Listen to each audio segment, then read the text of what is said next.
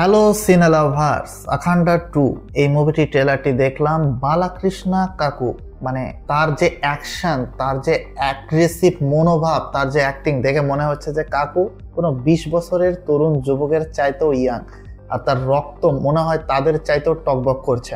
তো চলুন আজকে আখান্ডা 2 এর ট্রেলার নিয়ে কথা বলা যাক। আখান্ডা ফার্স্ট পার্ট যেটা বোয়াপতি শ্রীনু ডাইরেকশনে ছিল, সে সাধারণত একদম অ্যাকশন মাসালা ফিল্ম হিসেবে মানে খুবই নামডাক রয়েছে তার। আল্লু অর্জুনের সারায়ন্দু বলেন বা রামচরণের ভিদায়া বিনায়া রামা, এই মুভিতে অ্যাকশন সিনসিনারি তো আপনারা সবাই দেখেছেন। তো অ্যাকশন মাসালা ফিল্মে বোয়াপতি শ্রীনু একটা গল্প ডেলিভার করে, সেই গল্প অনুযায়ী অ্যাকশনগুলো খুব ভালোভাবে লেভেলিং হয়, আর সেখানে বিজিএম এমন দেওয়া হয় যেটাকে হার্ডকোর বিজিএম বলা হয়। এই মুভিতেও তার ভিন্নতা হয়নি, এস থামানের বিজিএম ব্যবহার করা হয়েছে।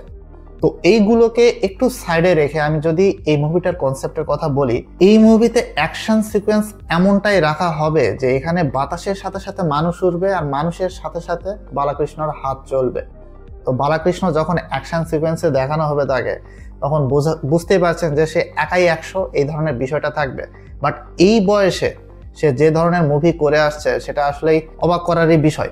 বাট বাকি যারা লজিক খুঁজেন বা অ্যাকশন লাভার খুব একটা নয়, যারা গল্প নির্ভর মুভি দেখেন, তাদের জন্য তো এই মুভিটা কোনোভাবেই হবে না।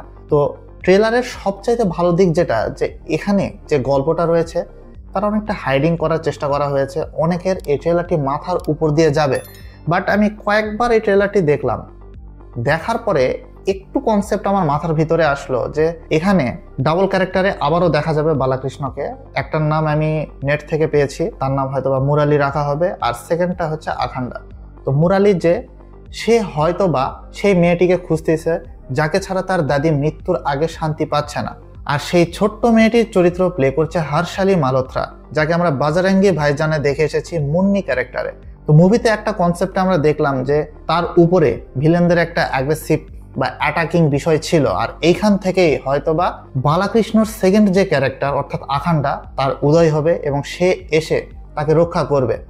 আসলে এই গুন্ডারা কারা, এখানে ভিলেনিয়াস ক্যারেক্টারে কারা কারা রয়েছেন, এই বিষয়ে যদি বলি, এখানে কাবির দুহান সিংকে আমি দেখলাম একটা সেটে তাকে দেখানো হয়েছে, সে হয়তোবা চাইনিজ আর্মিদের সাথে করে নিয়ে কোন একটা কারণে ভারতে অ্যাটাক করবে। এই মুভিতে দেশাত্মবোধ উইথ মাইথোলজিক্যাল হিন্দু ধর্মের কিছু বিষয় যুক্ত থাকবে। এটা ট্রেলার আপনি যদি খুব সহজে না দেখে একটু ক্রিটিক্যালভাবে দেখেন তাহলে আপনি বুঝতে পারবেন। আরেকটা বিষয় এখানে ইনভলভ করা হয়েছে যে আরেকটা ভিলেনেস ক্যারেক্টার রয়েছে, সেটা হচ্ছে আদি পানিশেট্টি, যাকে সারায়ন্দু মুভিতে দেখানো হয়েছিল। তার এখানে যে ক্যারেক্টার, সেখানে অনেকটাই জাদুবিদ্যার বিষয় যুক্ত রয়েছে, সবাইকে আক্রমণ করছে, যেটা আসলে সাধারণ মানুষ করতে পারে না। তো মাইথোলজিক্যাল জাদু বিষয় যদি এখানে নাই থাকে, তাহলে আসলে এই ধরনের অ্যাকশন দর্শকদের মাথার উপর দিয়ে যাবে। তো বোয়াপতি শ্রীনু যেই ধরনের গল্প ডেলিভার করে, এটা অনেকটা সেকেলে রয়ে যায়। বর্তমান প্রত্যেকটা দর্শক এরকম চাচ্ছে যে একটা ইউনিক গল্প আমরা দেখি, একটা গল্পের ভিতরে টুইস্ট টার্ন, সুন্দর ক্লাইম্যাক্স থাকবে, ভিলেন এবং নায়কের মধ্যে একটা জমজমাট লড়াই হবে, এই বিষয়টা সকল দর্শকই চায়। এখন বোয়াপতি শ্রীনু এই গল্পে কীরকম ভাবে সেটা ডেলিভার করে সেটাই দেখার বিষয়। বাদ বাকি ট্রেলার আসলেই এমন এমন অ্যাকশন সিকোয়েন্স দেখিয়েছে যেটা আমাদের আসলে মাথা হ্যাং করে ফেলবে। ত্রিশূলের অর্থাৎ ত্রিধারী অস্ত্র এটাকে বলা হয়, সেই অস্ত্র দিয়ে আরেকটি অস্ত্র মেশিন গান চালানোর দৃশ্য, মানে কোন লেভেলের থিঙ্কিং হলে আসলে মানুষ এটা ভাবতে পারে। আসলে বিষয়টা অনেকটাই জোকিং এর মতো মনে হলেও এখন মুভিতে দেখিয়েছে তাদের দেখানোর বিষয়। অ্যাকশন মাসালা হবে ধামাকা, সে অনেকগুলো রাইফেলের উপরে একা দাঁড়িয়ে রয়েছে, আর তার ডায়লগ ডেলিভারি তো মনে হচ্ছে যে 2x লেভেলের করা হয়েছিল। তো যাই হোক, ডায়লগ হোক অ্যাকশন হোক যেটাই হোক, এখন দেখার বিষয় যে দর্শক এটাকে কীরকমভাবে গ্রহণ করে।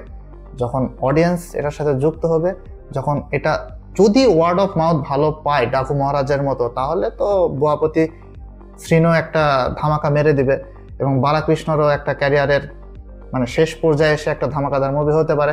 বাট আমার কাছে কেন জানি মনে হচ্ছে যে এত আনলজিক্যাল বিষয়ের মধ্যে এই মুভিটা হয়তোবা আখান্ডা পার্ট 1-এর মতো দর্শকদের থেকে সেই লেভেলের রেসপন্স পাবে না।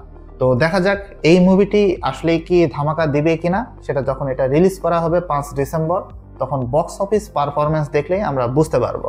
তো বন্ধুরা, ট্রেলারটি আপনার কাছে কেমন লেগেছে অবশ্যই নিচের কমেন্ট বক্সে জানাবেন। অ্যাকশন নিয়ে যে কোনো মতামত আপনি জানিয়ে দিন নিচের কমেন্ট বক্সে।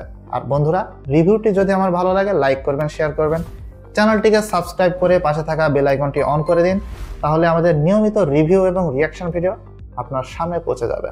দেখা হচ্ছে নেক্সট ভিডিওতে। Good bye.